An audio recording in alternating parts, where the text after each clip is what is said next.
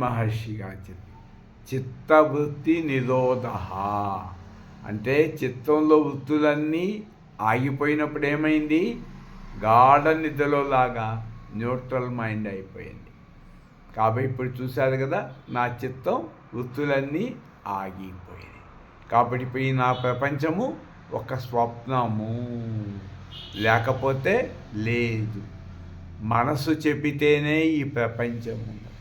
నా మనసు చెబితేనే నాకు దేహం ఉన్నది, ప్రాణం ఉన్నది, కళ్ళు ఉన్నాయి, భూమి ఉంది, సూర్యుడు ఉన్నాడు, దేవుడు ఉన్నాడు, దేవతలు ఉన్నారు, త్రిమూర్తులు ఉన్నారు, కాలం ఉన్నది, దేశం ఉన్నది, లోకాలు ఉన్నాయి, యుగాలు ఉన్నాయి.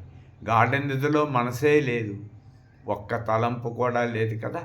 అదే పతంజలి మహర్షి యొక్క చెప్పిన చిత్తవృత్తిని నిరోధం చేసుకోండి. ఎప్పుడు?